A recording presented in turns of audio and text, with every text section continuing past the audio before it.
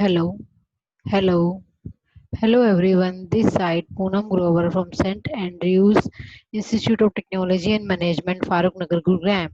Today I am start with my lecture number 3, which are came under Unit 1 for the Digital Communication ETC 6 semester students. So, uh, in my today lecture, I will cover the various topic that is pulse code modulation, or you can say noise in PCM, or your PCM stand for your pulse code modulation, compending, micro low compending, and your A low compending. So these phenomena is very much important as per the exam point of view. Clear? So I start with my lecture, that is your PCM. What do you mean by PCM? In your PCM topic, we are cover the various concept. One is called your basic of PCM, block diagram of PCM, sampling, quantization, and coding, and the PCM standard, bit rate and bandwidth of your pulse code modulation, advantage and disadvantage and application of pulse code modulation. Means, firstly, I will show your what do you mean by PCM and how you can convert the analog signal in digital signal with the help of your PCM.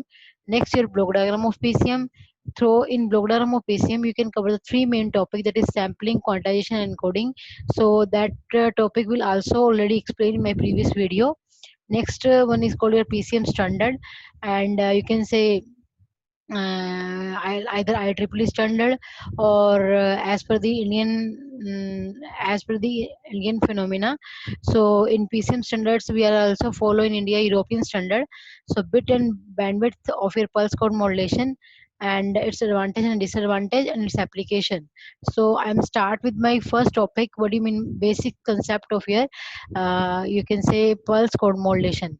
So through pulse code modulation, you can say you can convert any analog signal into converted into digital signal.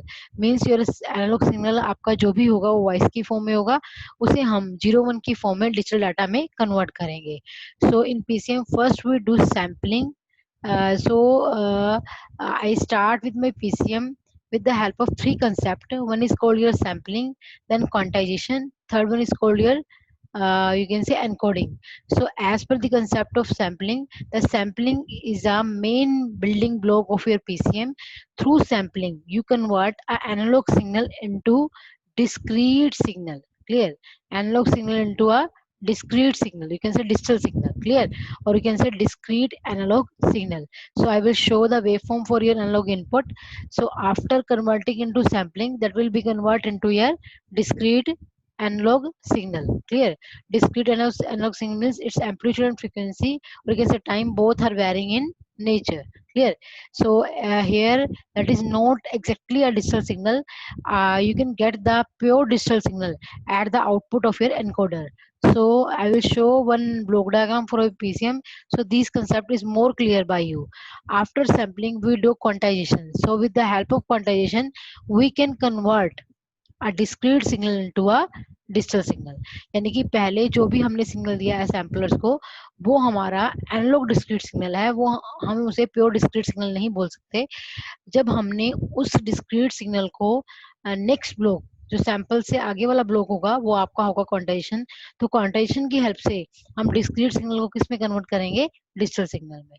So the quantization provide a predefined quantized level. So through this level, you can easily convert your analog discrete signal into a digital signal. So here we also show one block diagram for your general PCM. What do you mean by sampling? Here we sampling, as discussed in my previous video. I will use three type of sampling, that is ideal, natural, and flat top. So in ideal sampling, you can say a simple impulse function, that is ideal sampling is like a impulse function in which the sample period is equal to 0.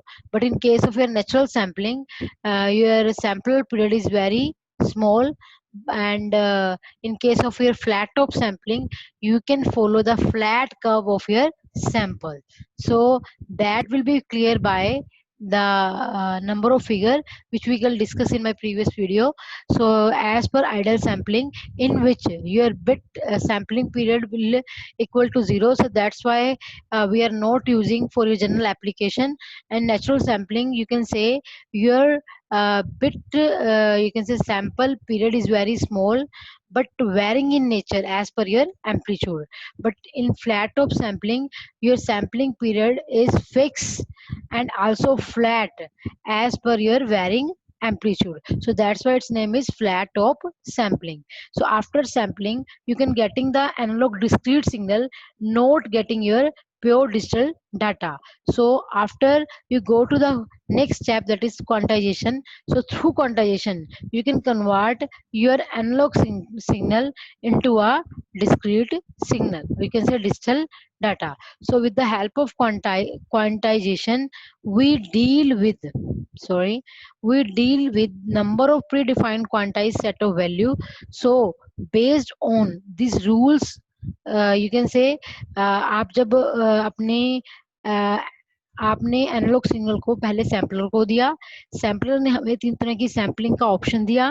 One is called your ideal, next one is called your flat top, and third one is called your natural sampling. So with the help of these sampling concept, as per my analysis, you can use one of these from these samplers. So by the use of your flat top sampler, or either you can use your impulse, or either you can use your natural sampler. So through this sampling, you can convert your analog data into a discrete time signal. You can say that is a not a pure digital signal. So after this, you can go to your quantizer.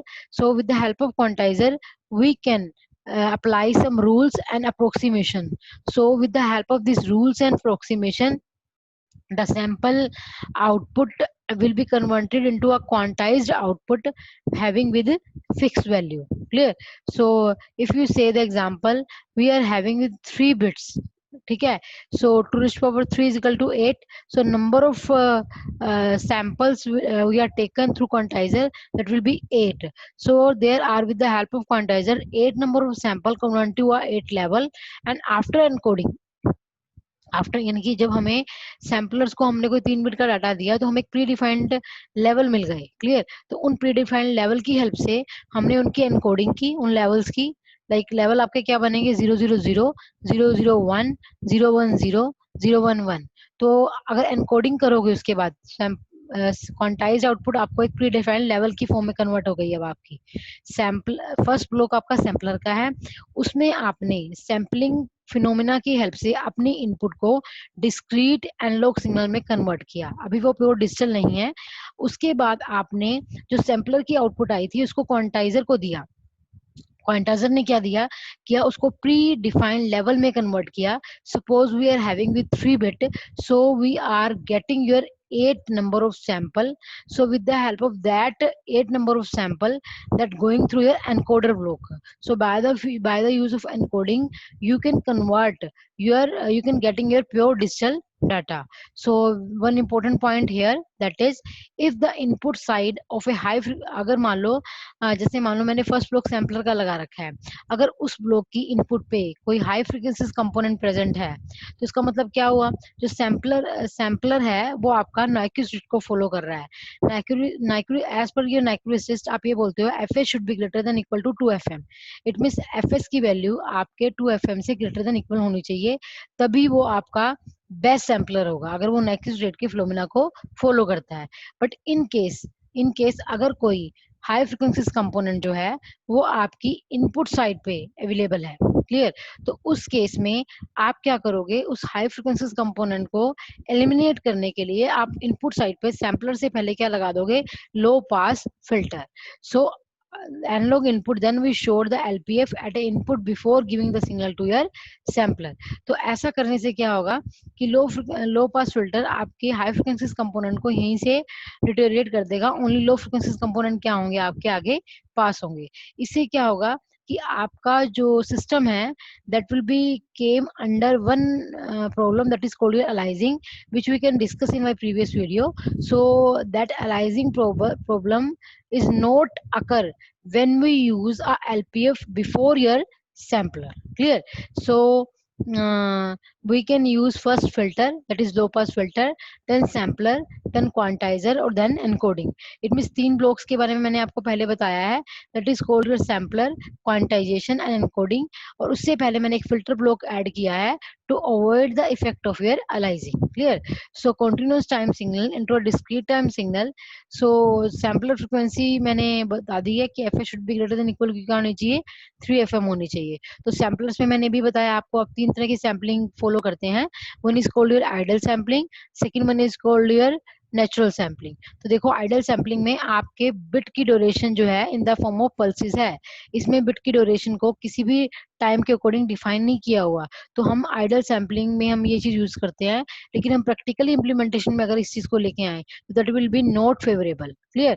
सो इस चीज को avoid करने के लिए हमने उसके sample periods को कुछ टाइम लिमिट से डिफाइन किया है. So that sample period is called your TS. Clear? So इसमें देखो जो आपका कैरियर है, यानी कि जो आपका पल्सेस है, that will follow the amplitude of your input signal. It means जैसे जैसे कर्व आपकी लाइक आगे की तरफ बढ़ रही है, वैसे ही आपका जो पल्सेस की जो कर्व है वो भी साथ साथ follow हो रही है. It means that is called a natural sampling.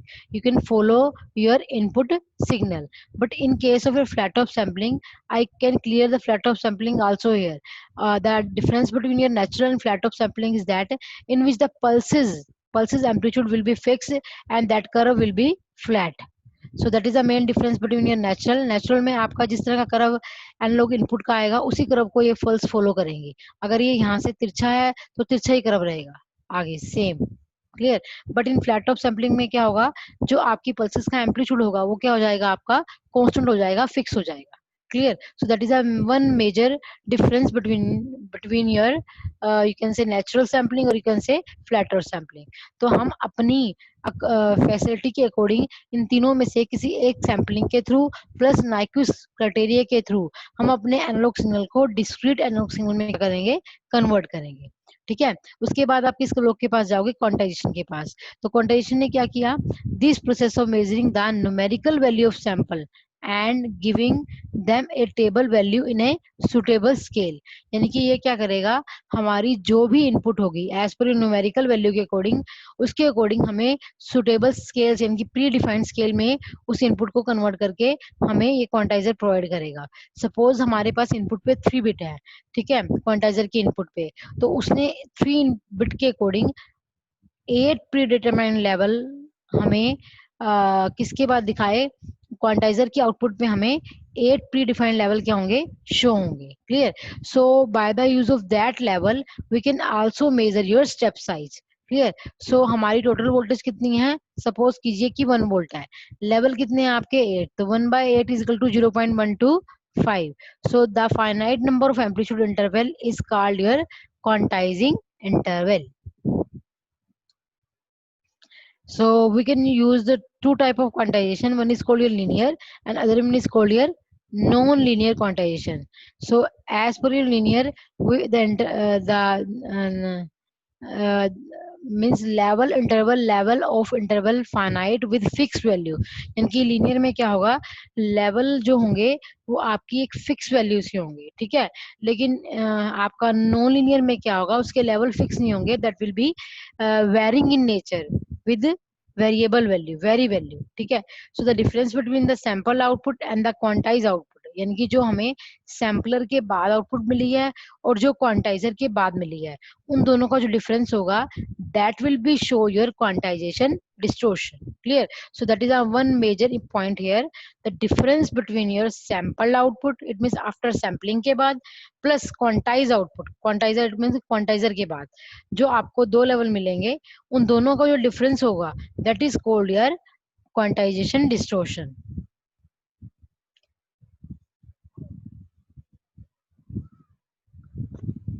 Sorry, if you reduce the quantization, अगर सपोज करो अगर उनका डिफरेंस ज्यादा आ रहा है, सपोज हमने फर्स्ट ब्लॉक यूज किया सैम्पलर का, नेक्स्ट ब्लॉक यूज किया क्वांटाइजेशन का, थर्ड ब्लॉक है आपका एनकोडिंग का, तो मैंने ये बोला कि सैम्पलर की आउटपुट के बाद और क्वांटाइजेशन की आउटपुट के बाद जो हमें आउटपुट मिलेगी, उन दोनों का जो डिफरेंस आएगा, that is called your quantization distortion.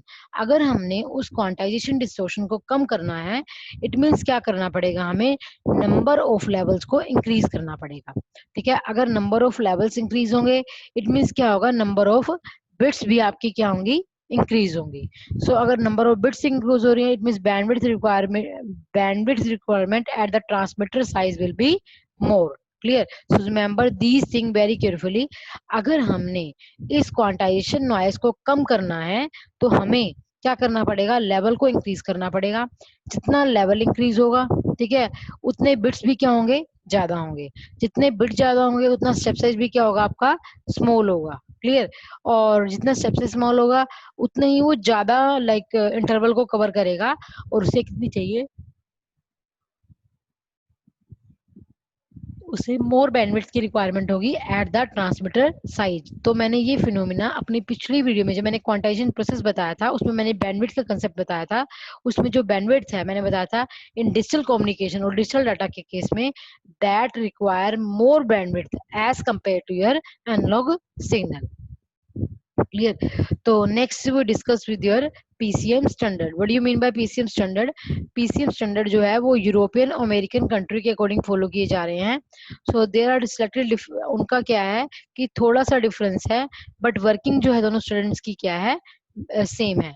तो यूरोपियन कंट्री में हम 30 चैनल यूज करते हैं पीसीएम में। क्लियर? सो नॉर्थ अमेरिकन में 24 चैनल यूज हो रहे हैं, और जापानीज में अगेन 24 चैनल यूज हो रहे हैं।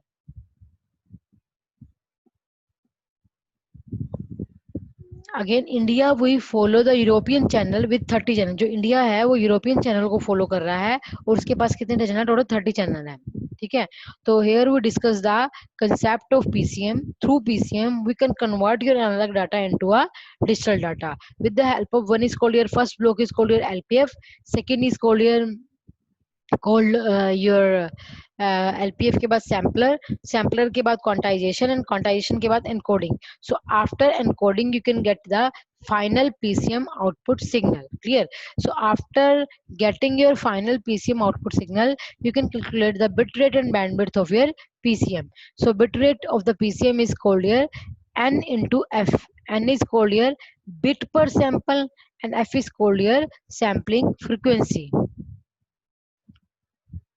And the bandwidth depend upon the type of encoding is used. So bandwidth depend upon the type of encoding is used. So digital signal require more bandwidth, but we pay price for the robustness and digital communication.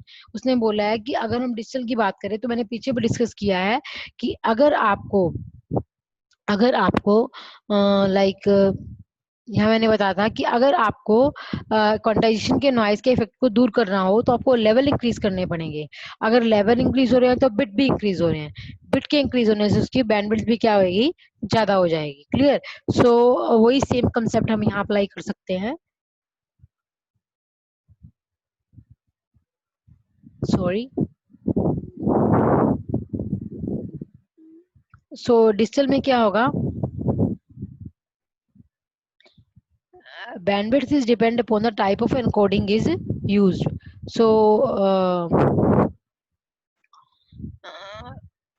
again you can deal with your so digital system require your more bandwidth, so we pay price for robustness and digital communication. Next we can come with your advantage of PCM. In advantage of PCM, uniform transmission quality and compatibility of different class of traffic in networks. Clear? यानी कि अगर uniform transmission quality means that will be follow the concept of your uniform transmission, and second one is called your compatibility of different class of traffic on in network. Clear? And the integrated digital data, यानी कि it means अगर आप compatibility among the different class of, अगर ये एक time में different class से जो लाइक ट्रैफिक आ रहा है उसको अगर ये हैंडल कर सकता है, so that is called your integrated digital data. So increase the utilization of existing circuit. अगर हमें जो सर्किट हमारे पास अवेलेबल है अगर उससे ही हमें यूटिलाइजेशन को इंक्रीज करना हो, यानी कि बैंडविड्थ को यूटिलाइज करना हो, जैसे मैंने उस दिन में बताया था कि हमारे पास जो स्पेस ऑफ पीरियड का रह जाता है उसमें भी हम सिग्नल को भेज सकते हैं. So that is called your bandwidth utilization. So that same concept will be follow in your PCM. And good performance over a poor transmission path. And the disadvantage is large bandwidth, because the digital communication require the large bandwidth. Second one is called your noise and crosstalk levels low but attenuation of the signal. उसने बोला है कि हमने noise और crosstalk को तो कम कर लिया है. जैसे मान लो आपने बोला था quantization noise आती है जो भी है उसको आपने किसी न किसी तरह से कम कर लिया है, चाहे आपने सैंपल का रेट बढ़ाया, क्लियर, चाहे आपने स्टेप साइज को और भी कम किया, चाहे आपने नंबर ऑफ बिट्स इंक्रीज किए. तो bye the use of that phenomena you can utilize your bandwidth, but in that case your attenuation will be more, so the attenuation will be signal does not be ignorable. Application that will be used in compact discs, or you can say in telephone system, etc., like in telephone, or you can say mobile telephony. Next, the main concept we can cover is signal to noise ratio, or you can say noise in PCM. So as per my analysis I can say कि if अगर आपने किसी भी चीज में signal to noise ratio निकालना हो, that is a signal to noise ratio of your PCM signal that will be represented by, suppose you are assuming your input signal, you can say message signal, that will be represented by m of t is equal to am cos of omega mt. तो अगर हमें ये पता है कि हमारा input signal ये है, उसमें से अगर आपने पावर निकालनी है तो पावर कैसे निकालेंगे आप, पावर इज इक्वल टू क्या होता है v स्क्वायर बाय r. तो इसमें अगर v क्या है आपका एम्पलीट्यूड है, that is am square by में क्या हो जाएगा 2 हो जाएगा. So that is a power of your analog signal, or you can say input signal, because the signal to noise ratio is the ratio of your input signal by में noise signal. तो यहाँ से मैंने क्या किया, तो हम इससे हम लिख सकते हैं सिग्नल पावर बटे में नॉइज पावर. क्लियर. तो सिग्नल पावर को मैंने निकाल लिया है bye the use of simple mathematical analysis, that is am square by में 2. अगर अब आपने क्या निकालना है, नॉइज निकालनी है. ठीक है. तो नॉइज इन PCM में कब आती है, जैसे ड्यू टू क्वांटाइजेशन मैंने बोला है कि difference between your quantized plus sample output is called your quantization noise. Clear. So अगर क्वांटाइजेशन नॉइज आपकी कितनी होगी, that will be either 1.2, 0.4 and 0.5 and so on. Clear. So so that noise will be calculated with the help of your probability density function. So the noise power that will be calculated by integration of your minus infinity to infinity into में x square t into में df. Clear. तो हम इस noise को निकालने के लिए हम विद द हेल्प ऑफ किसके थ्रू निकालेंगे, प्रोबेबिलिटी डेंसिटी फंक्शन के थ्रू निकालेंगे. लेकिन हमें ये भी पता है कि हमारी नॉइस पावर क्या है, that is minus infinity to infinity X square T into में df. Again we can say that we are having with a uniform PDF function. Clear.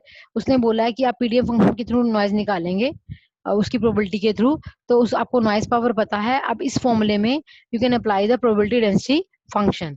तो हमें पता है कि हमारा प्रोबेबिलिटी डेंसिटी फंक्शन क्या होता है कि that will be show your value 1 from minus del F to plus delta by 2. और यहाँ पे डेल्टा क्या है आपका स्टेप साइजेस, और you can say difference between your two quantized between your two quantization step size. So the area क्या हो जाएगा आपका, अगर यहाँ से देखें एरिया क्या होगा, दैट इज इधर से डेल और इधर से क्या होगा आपका के हो जाएगा. So again we can start with your, suppose हमने नॉइज निकालनी है, हमें नॉइज निकालने का फॉर्मूला पता है, that is equal to minus infinity to infinity into में एक्स स्क्वायर टी इंटू में df. तो इस फॉर्मूले को आप रिमेंबर रखिए, इस फॉर्मूले के थ्रू हम नॉइज कैलकुलेट करेंगे. जब हमें नॉइज कैलकुलेट हो जाएगी then we find the signal to noise ratio of your PCM. Clear. So हमें पता है कि हमारा प्रोबेबिलिटी डेंसिटी फंक्शन जो होता है वो एक रेंज तक क्या माना जाता है, यूनिफॉर्म माना जाता है. तो मैंने उसकी रेंज क्या ली है, minus del by two to plus del by two, that will be show your L equal to your K. So del क्या है हमारा, del is equal to step size, और step size is equal to difference between two quantization step size. So अगर हमने इस uniform area का area निकालना हो तो क्या होगा, लेंथ इंटू विड्थ। तो लेंथ अपनी क्या है, डेल की फॉर्म में है, इंटू में के इज इक्वल टू क्या हो जाएगा आपका 1 हो जाएगा। क्लियर। सो ये डेल हुआ ये वाला यहाँ से लेकर यहाँ तक, इंटू में के इज इक्वल टू क्या लिखा हुआ है 1, क्योंकि एरिया जो है दैट इज इक्वल टू यार आपका क्या है 1 की फॉर्म में है। तो यहाँ से अगर आप के की वैल्यू निकालें वो क्या आएगी आपकी 1 बाय डेल्टा। हमने पीछे फॉर्मूला क्या लिखा है लाइक नॉइज निकालने का, that is x square T into में डी एफ। तो यहाँ as per your time function किसका आया है, that is a time function, function किसका है डेल का, तो उसे आप लिखेंगे 1 बाय डेल, और इंटू में डीएफ है तो डीएफ की जगह क्या आ जाएगा इंटू में dx। क्लियर। सो एक्स स्क्वायर इंटू में t इंटू df लिखा था, t की जगह आपने as per that figure, t इस तरफ है तो टाइम के अकॉर्डिंग यहाँ सिग्नल क्या आ जाएगा आपका डेल्टा आ जाएगा। तो आपने क्या पुट किया यहाँ पे 1 बाय डेल्टा इंटू में df की जगह क्या पुट किया dx पुट किया, तो उससे आपका फाइनल फॉर्मूला तैयार हो जाएगा। उसके बाद आपने क्या किया, दैट 1/8 को आप बाहर लेंगे, इसका अगर आप इंटीग्रेशन करेंगे that is x cube by में 3, लिमिट आपको आपकी क्या हो जाएगी माइनस डेल बाय 2 से लेकर डेल बाय 2 इंटू में dx। तो आप लिमिट पुट करवा दीजिए और आपकी नॉइज की वैल्यू आ जाएगी डेल स्क्वायर बाय में 2। सो हम क्या करेंगे अब इस फॉर्मूले that is called your noise power. आपने पहले क्या निकाली थी सिग्नल पावर, सिग्नल पावर थी आपकी am स्क्वायर बाय में 2, नॉइज पावर आपकी क्या आई है डेल स्क्वायर बाय में 12। ठीक है, इन दिनों को कैंसिलेशन के बाद आपकी फाइनल आउटपुट क्या आ जाएगी 6 am स्क्वायर बाय में del square. So that will be your signal to noise ratio in case of your PCM. That is your final formula for calculating your signal to noise power in case of your PCM. Next we can come with your compending. What do you mean by compending? Compending जो है like जैसे हमने पढ़ा था कि हम दो तरह की क्वांटाइजेशन यूज करते हैं, one is called your uniform and other one is called your non uniform. Uniform का मतलब क्या है कि जो स्टेप साइज है वो आपका यूनिफॉर्म है, फिक्स है, वो वेरी नहीं करता है। लेकिन यूनिफॉर्म में क्या होगा आपका स्टेप साइज जो है वो वेरी कर रहा है, तो उस स्टेप साइज के वेरी होने की वजह से हमें ये नहीं पता वो बढ़ रहा है या घट रहा है। अगर वो बढ़ रहा है तो उसे हमें कंप्रेस करना है, अगर वो कम हो रहा है तो उसे हमें एक्सपेंड करना है। So that compression and expansion phenomena get through with the help of your compending. So compending is a combination of your you can say compressor plus your expansion. So remember these things very carefully. The compending is used in case of your non-uniform quantization, and also you can say that is a combination of your compression plus expansion in case of your non-uniform quantization. Clear? So हम क्या करेंगे, हमें पता है हमने अभी noise power निकाली है, जैसे हमने एक नॉइज पावर का फॉर्मूला निकाला that is del square by में 2 12 सॉरी 12 है ये वाला। तो डेल स्क्वायर क्या है आपका स्टेप साइज है। अगर हम यूनिफॉर्म क्वांटाइजेशन की बात करें, यूनिफॉर्म क्वांटाइजेशन में आपका मैंने बोला स्टेप साइज फिक्स होता है, वो वेरी नहीं करता है। अगर स्टेप साइज फिक्स है तो नॉइज भी क्या होगी फिक्स होगी, नॉइज वेरी नहीं करेगी, तो that will be acceptable by you. लेकिन but in case of a non uniform quantization उसमें आपका स्टेप साइज क्या कर रहा है वेरी कर रहा है। तो अगर आपका स्टेप साइज वेरी करता है तो आपकी क्वांटाइजेशन नॉइज भी क्या करेगी वेरी करेगी। अगर नॉइज वेरी कर रही है इट मींस वो कभी कम आ रही है कभी ज्यादा आ रही है। तो अगर वो ज्यादा आ रही है तो हमें स्टेप साइज को रिड्यूस करना पड़ेगा, अगर वो कम आ रही है तो हमें स्टेप साइज को इंक्रीज करना पड़ेगा। तो इस चीज के लिए हमें क्या करना पड़ेगा, एज पर माई एनालिसिस और यू कैन से analysis follow by your mathematician, that will B से इफ द अगर आपको कंप्रेशन के केस में क्या करोगे आप, या तो लाइक हम कंप्रेशन करेंगे या फिर क्या करेंगे एक्सपेंशन करेंगे। तो expanding हम we can derive the in compending we can derive the two terms, one is called your compressor, other one is called your expansion. So with the help of your compression आप क्या करते हैं, जैसे मैंने ये कंपेंडिंग का एक बिल्डिंग डायग्राम दिखा रखा है, इसमें मैंने फर्स्ट ब्लॉक आपका किसका ले रखा है कंप्रेसर का ले रखा है, नेक्स्ट ब्लॉक आपका यूनिफॉर्म क्वांटाइजेशन है, last one is called your expander. So that three of the phenomena will be और you can say explain with the help of that diagram. तो इस डायग्राम को ध्यान से देखिए, देखो इस अगर ये देखो ये कंप्रेशन का आपका डायग्राम आ रहा है और ये वाला किसका आ रहा है एक्सपेंशन का आ रहा है नीचे वाला। तो देखो कंप्रेशन की जो कर्व आ रही है वो ऊपर आ रही है, ठीक है, और एक्सपेंशन की कर्व किस तरफ आ रही है, नीचे आ रही है।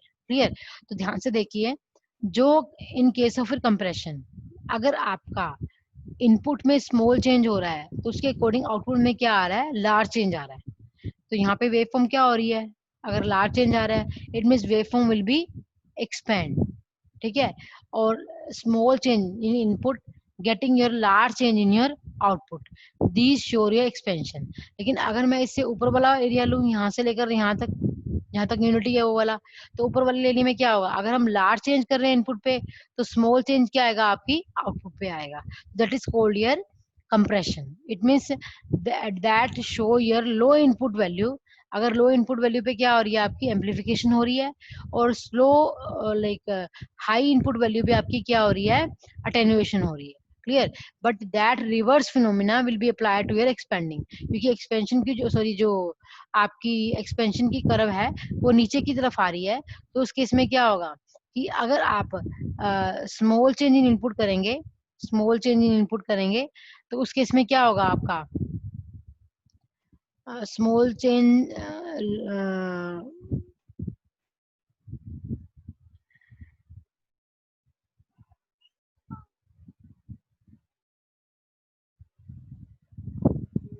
इसने लिखा है it attenuate weak signal but amplify strong signal. It means मैं अभी दोबारा बताती हूँ कि यहाँ पे अगर आपने स्मॉल चेंज किया था तो हमें आउटपुट पे लार्ज चेंज मिला था। क्लियर, तो इसका मतलब क्या है कि लो सिग्नल को तो एम्पलीफाई कर रहा है और लार्ज सिग्नल को क्या कर रहा है, अटेन्युएट कर रहा है। लेकिन इसमें क्या है कि स्लोली इंक्रीज हो रहा है। इट मीन्स अगर हम स्मॉल चेंज इन इनपुट करते हैं तो there will be large change in, small change करने पर लार्ज चेंज इन इनपुट किया तो स्मॉल चेंज इन क्या आएगा, आउटपुट आएगा। Large change in input, small change in output, that will be show your attenuation. It means ये अब आपका रिवर्स स्टेप फॉलो करेगा। इसने लो लेवल पे एम्पलीफिकेशन किया और हाई वैल्यू पे क्या किया है, अटेन्युएशन किया है। और जो आपका एक्सपेंडर है वो आपका लो इनपुट पे, लो इनपुट पे क्या करेगा, अगर हम स्मॉल चेंज इन इनपुट करेंगे तो क्या आएगा आपका, स्मॉल चेंज इन इनपुट पे लार्ज चेंज इन इनपुट करेंगे तब आपका स्मॉल चेंज इन आउटपुट आएगा। सो दैट शे योर अटेन्युएशन। क्लियर, सो उस केस में हमारा लो वैल्यू पे अटेन्युएशन होगा और हाई वैल्यू पे क्या होगा, एम्पलीफिकेशन होगा। तो ये आपका जो एक्सपेंडर है that will be follow your reverse principle of your compression. So अगर हम इन दोनों की मिक्सिंग कर दें तो हमें वेवफॉर्म कुछ इस तरह से मिलेगी। हमें कंप्रेशन की वेवफॉर्म अगर ऊपर मिल रही है, नेगेटिव में उसका अपोजिट मिलेगी। ऐसे ही अगर हमें एक्सपेंडर की कर्व नीचे मिल रही है और नेगेटिव में उसका अपोजिट मिलेगी। So the combination of these both compression and expansion is called your companding. so that is a very interesting topic for you, and also as per your exam point of view.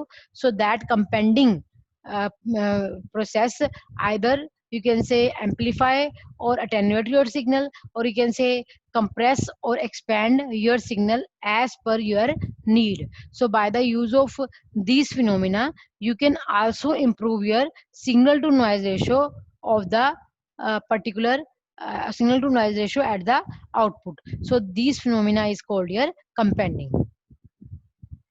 Again you can come with your micro low and a low compending. What do you mean by micro low compending? सो जो ये micro लो companding है, कंपेंडिंग हम तभी follow कर रहे हैं जब हमें वेवफॉर्म को अपने अकॉर्डिंग या तो कंप्रेस करना हो या फिर क्या करना हो, एक्सपेंड करना हो। क्लियर, तो उस केस के लिए हमने जो ये म्यू लो कंपेंडिंग है, that is also a type of your non uniform quantizing because of in which the sample rate is not fixed, that is varying in nature. So compending is a combination of your compressor plus your expansion. You can done the compression at the transmitter side and expansion will become at your receiver side. So that will be very popular in your USA and Japan. तो मैंने एक mathematically in case of your micro low compending you can follow the one output equation, that is modulus of y by में x max linear function of 1 plus mu into में modulus of x by में x upon में linear function of 1 plus mu. तो आपको मीलो कंपेंडिंग में इस फॉर्मूले को याद रखना पड़ेगा। इसमें अब जो पैरामीटर आ रहे हैं that is one is called your x. X क्या शो करता है, amplitude of the input signal at that particular instant. और वाई क्या है, वाई आपने जिस फॉर्म में उसको कन्वर्ट किया है, that is called your maximum converted output. Again, mu is called your unitless parameter used to define the amount of compression. देखो जो x है आपका, ठीक है, वो तो एम्पलीट्यूड शो कर रहा है, और that is the maximum input of the signal present at the input side. और आपका म्यू जो है, mu will be show your unitless parameter, and also that will be used, or you can say give me the information about what is the amount of your compression. सो अगर हमने कोई input x दी तो हमें म्यूलो के block के बाद, compressor के block के बाद हमें आउटपुट क्या मिलेगी, y मिलेगी. तो अगर हम उसे लिखें तो एज पर माई फॉर्मूला हमने क्या लिखा है कि आप सपोज करो कि आपकी जो इनपुट की वैल्यू है उसकी मिनिमम वैल्यू -5 है और मैक्सिमम वैल्यू क्या है, 5 है. तो हमारा फॉर्मूला क्या कह रहा है कि y is equal to x by में x मैक्स, यही कह रहा है ना. दैट इज बोलिए y is equal to x by में x मैक्स. तो आपका जो इनपुट वैल्यू x क्या है, आपकी 5 है, अपोन में x मैक्स मैक्सिमम वैल्यू क्या है, वो भी क्या आपकी 5 है. तो 5 से 5 क्या हो जाएगा, आपका कैंसिल हो जाएगा. आपकी वैल्यू कितनी आ जाएगी, -1 to 1 in case of 5 to 5. ठीक है, तो अगर -1 to 1 आ रही है, लेकिन हम क्या कर रहे हैं, x का मैग्नीट्यूड फॉलो कर रहे हैं, x का मॉडुलस फॉलो कर रहे हैं. तो x के मॉडुलस की वजह से आप एक प्री डिफाइंड लिमिट तक आओगे, तो उस लिमिट में हम माइनस वाले टर्म्स को रिजेक्ट कर लेंगे, ओनली लिमिट क्या लेंगे, 0 to 1.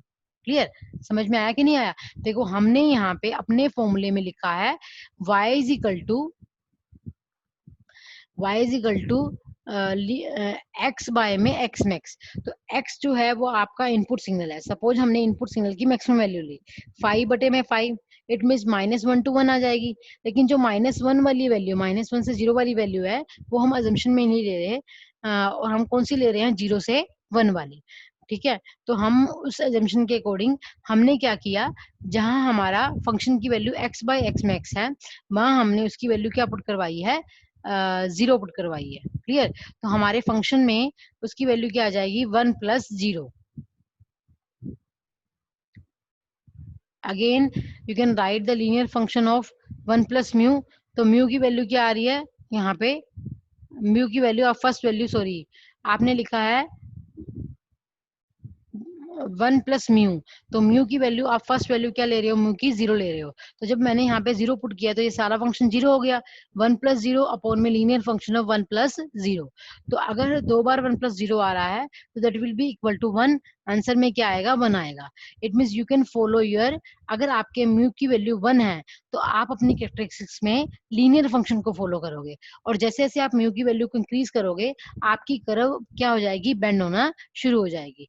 वही सेम चीज है कि अगर आपने म्यू की वैल्यू को 0 रखा, ठीक है, तो क्या हुआ, म्यू की वैल्यू 0 होने से there will be no compression. But अगर आपने म्यू की वैल्यू को इंक्रीज करना शुरू किया तो आपकी कर्व ने बेंड होना शुरू कर दिया. तो देखो यहाँ पे म्यू की वैल्यू 5 है, जब स्ट्रेट लाइन आ रही है तो क्या आ रही है, म्यू की वैल्यू 0 है. ठीक है, और बिल्कुल कर्व की फॉर्म में आ रही है, क्या आ रही है, म्यू इक्वल टू 225 है. तो ध्यान से देखिए, अगर मैंने यहाँ पे एक पॉइंट लिया, अगर मैंने स्मॉल चेंज इन इनपुट किया है तो लार्ज चेंज इन आउटपुट आया है, आउटपुट ज्यादा चेंज हुई है, तो ये क्या हो जाएगा, आपका एक्सपेंशन हो जाएगा. Expansion means amplification.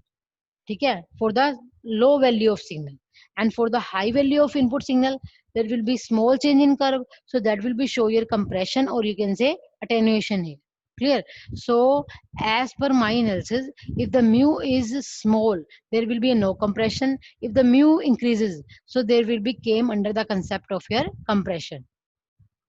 So as per your early Bell system, you can use the 7-bit PCM with mu is equal to 100, and in digital communication uses the 8-bit PCM with mu is equal to 255. So that is one thing, remember very carefully, as per your GATE exam point of view, or you can say university point of view. ठीक है, समझ में आया कि value कैसे ली है. कुछ भी नहीं किया, आपका फॉर्मूला जो था, सपोज करो कि उस फॉर्मूले में आपने जो भी बोला, आपने बोला कि x की वैल्यू मैं 5 लेके चलती हूँ, तो उसकी मैक्सिमम वैल्यू क्या है, 5 है. ठीक है, तो 5/5 क्या आ जाएगा, आपका 1 आएगा. ठीक है, तो x मैक्स बाय में x मैक्स क्या हो गया, आपका 1 हो गया. आपने म्यू क्या लिया है, 0 लिया, तो 1 + 0 इंटू में 1 + 0, तो वो क्या आ जाता है, इक्वल टू 1 आता है. तो linear function of 1 is also equal to 1, so that will be follow your linear characteristics of the curve if the mu is equal to 0. जैसे ही आपने mu increase करना शुरू किया, there will be came under the concept of your compression. Clear? आगे है yellow कंपेंडिंग। सो yellow कंपेंडिंग जो है वो भी आपकी म्यूलो की तरह ही है, लेकिन फॉर्मूले के अकॉर्डिंग थोड़ा सा डिफरेंस आएगा। इसके अंदर जो फॉर्मूला है that is equal to ear modulus of y. इसमें क्या होगा, जो मॉडुलस ऑफ वाई बाय में x max is equal to A into में मॉडुलस ऑफ एक्स बाय में एक्स मैक्स अपॉन में one plus linear function of A. उसकी limit क्या है कि एक्स मैक्स बाय में एक्स मैक्स की वैल्यू जो है वो जीरो से तो बड़ी होगी, लेकिन वन बाय ए से क्या होगी आपकी स्मॉल होगी। और सेकंड फंक्शन के अकॉर्डिंग क्या होगी, वो वन बाय ए से लेकर वन के बीच में लाई करेगी, उसके लिए उसकी वैल्यू क्या होगी, इक्वल टू वन होगी। तो हम ये मान के चलते हैं फर्स्ट केस में कि हमारा ए इज इक्वल टू वन है। अगर ए वन है तो आपकी एक्स बाय एक्स मैक्स की वैल्यू जीरो से लेकर किसके बीच में लाई करेगी, वन के बीच में लाई करेगी। तो अगर वैल्यू जीरो से वन के बीच में लाई कर रही है तो हम क्या करेंगे, ए की वैल्यू को क्या पुट करवाएंगे, वन पुट करवाएंगे। तो अगर मैंने ए की वैल्यू को यहाँ वन पुट करवाया, ठीक है, तो अगर मैं ए की वैल्यू वन ले रही हूँ तो हमारा फॉर्मूला जो ए की वैल्यू वन लेने पर क्या होगा, आपने इस फॉर्मूले में क्या करोगे, क्या है आपका दैट इज ए अपॉन में modulus of x x by में एक्स प्लस अपॉन में one plus linear function of A. तो यहाँ पे आपने ए की वैल्यू वन पुट की, तो अगर इस फंक्शन में आप ए की वैल्यू वन पुट करोगे तो वो क्या आ जाएगा आपका, ए की वैल्यू वन इंटू में x upon x max upon में one plus linear function of A. अगर ए वन है तो यहाँ जीरो आ जाएगा और आपका फाइनल आउटपुट क्या आएगा, एक्स बाय में x max. It means output follow your input. Clear. So जैसे जैसे हम अगर ए की वैल्यू वन है तो आपने लीनियर कैरेक्टरिस्टिक्स के ग्राफ को फॉलो किया, अगर ए की वैल्यू को इंक्रीज करना शुरू किया, ठीक है, तो क्या होगा, वही सेम। अगर आपने small value of change in input किया है तो आपको लार्ज चेंज इन आउटपुट मिला है, ठीक है, तो that will be also show your expansion because that is the phenomena of your companding, ठीक है, नॉट एक्सपेंशन, ठीक है। अगेन अगर आपने लार्ज चेंज इन इनपुट किया तो आपने हाई वैल्यू ऑफ क्या किया, कंप्रेशन किया। क्लियर। सो वही सेम चीज जो हमने पिछली बार फॉलो की उसमें म्यू था, इसमें क्या है आपका ए है। और जो दूसरा है, दूसरे में उसकी वैल्यू क्या कर रही है, वन से वन के बीच में, वन से वन के बीच में, तो अगर आप ए की वैल्यू वन पुट करिए तो वन से वन के बीच में तो वैल्यू आ ही नहीं सकती, तो that will be wrong as per your A law companding और म्यू लो एक्सरसाइज। बट अगर हम ये वाला फॉर्मूला यूज करें तो उस फॉर्मूले के अकॉर्डिंग आपका वाई बाय में एक्स मैक्स की वैल्यू आपने कैलकुलेट कर रही है। So as per your Indian standard, तो हमने क्या शो किया, जैसे मान लो अगर आपने ए की वैल्यू को जैसे जैसे इंक्रीज करना शुरू किया है, आपका जो कर्व है वो लेफ्ट की तरफ शिफ्ट हो रही है, ठीक है। So higher the value of A, अगर आप वैल्यू जितनी ज्यादा ए करोगे उतना ही कंप्रेशन क्या होगा आपका, ज्यादा होगा, क्योंकि यहाँ और कम हो जाएगा और कम कंप्रेशन इंक्रीज होता जाएगा। क्लियर। ठीक है। जितना जितना क्या होगा आपका ए का वैल्यू ज्यादा होगा, और जितना आप ए की वैल्यू ज्यादा लोगे उतना ही जो कर्व है वो that will be shifted from your right to your left side. So as per Indian digital telephonic system, A is equal to 87.6, and Indian we use the Indian compounding technique. So I think ये चीजें आपको सारी समझ में आ गई होंगी। So I will overview my total video. That is, firstly I will clear the concept of your PCM. So with the help of PCM, we can also cover the concept of your sampling. We can say quantization and encoding. Again, you can calculate the noise in PCM with the help of your del square by may 2. Del is called your step size or compending. It means as per your need. In case of your non-uniform signal, your step size is not fixed. So that will be fixed with the help of your compending. So compending provided two facility. One is called your expansion and your compression. Clear. So by the use of these two phenomena we can done the compending and as well as expansion. Clear. So I will end my video this. I think आपको clear आ गया होगा। तो paper में आपका म्यूलो और yellow कंपेंडिंग पे question पक्का बनता है, और सिंपल आपको आ सकता है what do you mean by companding in case of your digital communication. और आपको कई बार नॉइज इन पीसीएम पूछ सकता है 2 नंबर के क्वेश्चन में, that is equal to your del square by में 2। तो आपको इसके ऊपर आपको 10 नंबर के क्वेश्चन भी बन सकते हैं, 2 नंबर के भी बन सकते हैं, और 5 मार्क्स के क्वेश्चन भी आप अटेम्प्ट कर सकते हो। So in last, thank you for listening my lecture. Thank you very much.